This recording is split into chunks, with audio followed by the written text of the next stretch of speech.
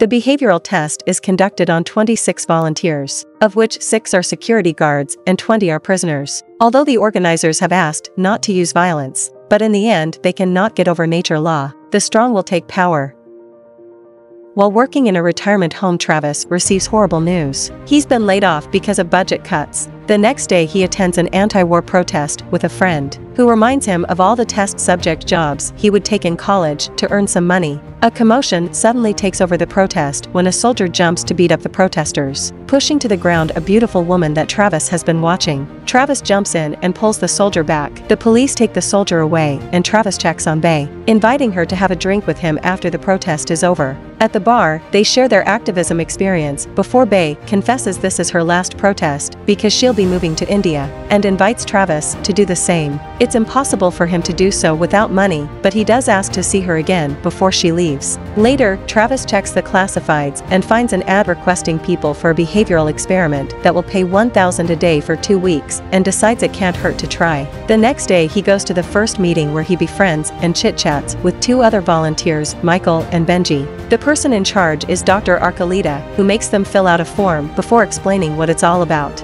They'll be testing the conditions of life inside a state penitentiary, and the only requirement is that nobody has served any time. The participants will be safe at all times, but they must remember that some of the subjects will be deprived of their civil rights. Afterward, the doctor runs some tests to decide who will be the 26 chosen ones, including a recorded interview with morally charged questions. Travis replies he doesn't have a history of incarceration or violence, and his interest in religion is a simple no. He bases his ethical decisions on what he feels. After the interview is over, the volunteers are taken to a sealed room where they're shown a video of juxtaposed images including cute things like children and animals, and more violent things like clips from the news. Sometime later, Travis goes to see Bay to spend their last time together. As she kisses his soft knuckles, she tells him she knows he wouldn't have hit the angry soldier at the protest. They also talk about India and how Travis will find her there when the experiment is done. Travis is chosen for the final group, and when the day comes, a bus picks up all the chosen volunteers, which include the new friends Travis made during the meeting.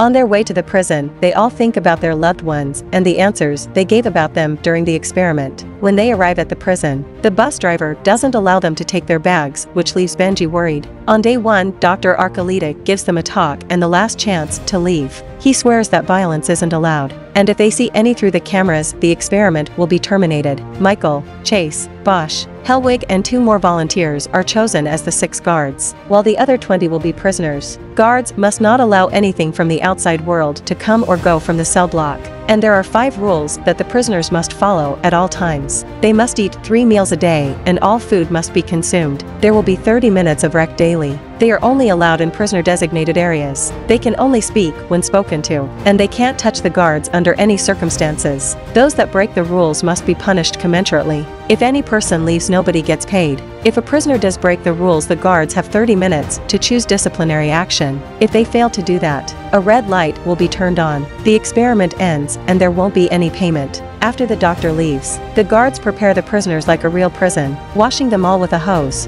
Afterward, prisoners are put in a line while the guards read the rules. From now on, inmates will be addressed only by their numbers. Travis ends up in a cell with Benji, who is a graphic novel artist, and Nick's a man who insists to be referred to by his number. During rec time, the prisoners are playing basketball and one of them accidentally hits Bosch in the face with the ball. The guards take him away to look at his wound, and while Bosch insists it's fine because it was an accident, Chase and Hellwig insist this has broken Rule 5. Not wanting to risk the light turning on and losing the money, they all agree to punish the prisoners in a way that matches something supposedly accidental. So the man that threw the ball is asked to do 10 push-ups, which he refuses to do because it was an accident. In response, Chase makes everyone do the push-ups, and Nix immediately jumps into it, so the others have no choice but to follow his example. Michael is amazed by such a response and begins to enjoy the taste of power, especially when the 30 minutes pass and the light doesn't turn on, which means they did the right thing. On day 2, the prisoners are served a classic horrible prison lunch. Nix finishes it all before leaving, but the rest refuse to eat the weird bean goo, so Hellwig and Chase remind them that would break a rule. Travis responds by dropping his food on Hellwig's hands, so the guards try to punish them with push-ups again.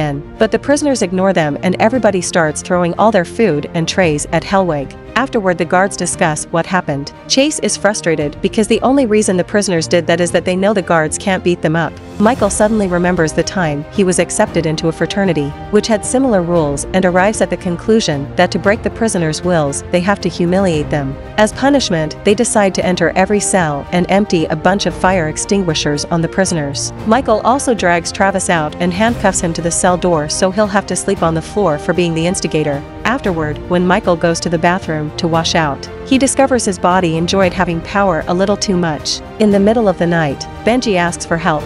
He's having heat flashes because his blood sugar is low, but the guards just tell him to go back to bed. On day 3, Michael reminds everyone to play by the rules, but he gets angry when he notices Benji hasn't left the bed because he isn't feeling well. The guards check the file he filled out saying he's diabetic, but he regulates it with diet. He had brought some candy bars with him, but they didn't let him keep the bag when they arrived. The guards force him to leave the bed anyway, and Travis tries to defend his friend, causing Michael to get angrier and angrier when nothing he says manages to make Travis obey. The anger gets Michael to take out his police baton, but Travis reminds him that violence would make them lose the money. The guards cut in to stop Michael from doing anything stupid and send all the prisoners back to their cells. Nix and Travis have a little talk about the intentions behind the experiment, and Nix thinks they are throwing animals in a cage to see who becomes a lion and who survives. Travis doesn't agree because he thinks humans are higher on the evolutionary tree and confesses he knows Nix lied on his application and had been to prison before, a conclusion he reached when he noticed his Aryan tattoo. Nix makes him promise not to tell anyone and reminds him he should behave not to get into trouble, because these guys behave just like regular guards. This is why Nix always follows the rules without hesitation. He just wants his cash. Back in the office, the guards are having a chat too. Chase thinks the prisoners will revolt at any moment, and while Bosch doesn't agree because it would cost them the money, Michael does think they should do something to scare them into submission. The guards take Travis out of his cell and tie him to a chair to shave his head while a drinking Michael gives him a speech about weakening the leader. Then Michael asks him if there will be respect from now on, but Travis just insults him. Furious, Michael kicks the chair to make him fall, then proceeds to urinate on him, an action some guards like Bosch disagree with, but others decide to join. Because the light doesn't turn on, the guards assume their punishment has been approved. However, Bosch is upset and he tells his fellow guards that if something like this happens again, he'll leave the experiment, not caring if it costs everyone the money. On day 4, Travis hides some bread in his pockets during lunch that later he takes to Benji, who is still sick in bed. Benji admits he needs insulin and he lied on his application to be accepted, thinking he could control it with food and tough it out. Travis wants to tell the guards or the scientists, but Benji refuses, saying he needs to do this to stop feeling like a fraud. Later at night, Bosch comes by the cells to check on Benji, who is still unwell. Travis tells him he'll pay him part of his own money if he brings over Benji's insulin, and Bosch at first refuses, but eventually he gives in for free, leaving to search for the bags they arrived with.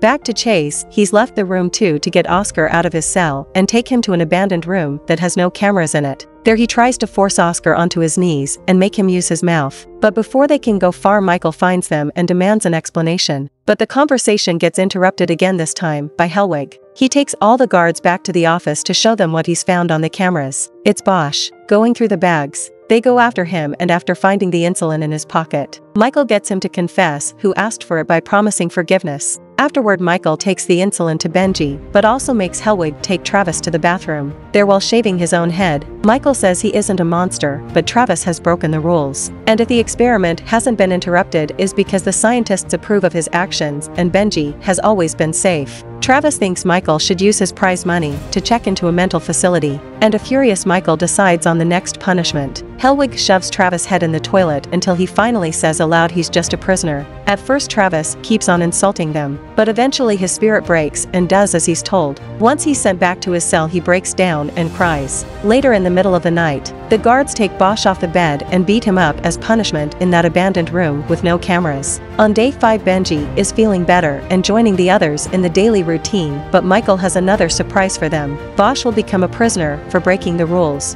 Annoyed by Michael's condescending speech, Travis takes off his uniform shirt, and while his fellow prisoners follow his lead, he climbs a cell door to ask the camera to open the gates. Michael drags him down and presses him to the floor with his baton on Travis' neck, so Benji tries to help by hitting Michael on the back of his head. Michael responds by hitting him hard with his baton, which leaves Benji twitching and bleeding on the floor. As punishment, Michael orders the guards to divide the prisoners up and isolate them so they can't communicate. Travis gets the worst of it when they lock him inside an old boiler pipe for the night. And even in that pipe, there's a camera. One of the guards isn't very happy with this mess and wants to leave, calling Michael crazy, but once again, Michael reminds me no red light means they're behaving correctly, so nobody is leaving. On day 6, Chase visits Oscar in the abandoned room to hit him and finish what they started the other day. Meanwhile, Travis is starting to lose his mind, but he gets an idea when he remembers he still has his bracelet. He takes it off and uses it to open the pipe door, hearing Oscar's cries for help as soon as he comes out. Travis rushes to save him, hitting Chase from behind and grabbing him while Oscar knocks him unconscious with his own handcuffs. Then they use Chase's keys to free all the prisoners. Nix is finally tired of playing nice, but it's too late for Benji. He's died from his injuries. The prisoners are furious and ready to fight as they begin attacking the office door to get it open. Michael grabs a knife to defend himself, but the other guards think he's crazy since they are clearly outnumbered. They run away, and Michael follows them, trying to convince them to stay behind and fight to recover power. But they can't leave the building because they can't open the gates from inside. The prisoners catch up with them and begin beating the guards up, with Travis calling dibs on Michael. When Michael tries to use the knife, Travis catches it with his hand and Nix hit him down. After pushing Nix out of the way, he begins beating up Michael as well. The fight suddenly ends when the red lights finally flash and the gates are opened, allowing everyone to get out. Hours later, the bus comes to pick them up, and everyone returns home with a hefty check in hand and wearing the same clothes they arrived in, as if nothing happened. Nix asks Travis if he still thinks humans are higher in the chain of evolution, to which Travis replies yes, because humans are capable of doing something about it. Many days later, the experiment appears on the news. Dr. Archaleta is being tried for manslaughter in Benji's death, and most of the prisoners agree to testify against him. Travis travels to India and meets with Bay, who notices his knuckles are not soft anymore. The movie ends here. Goodbye and see you again.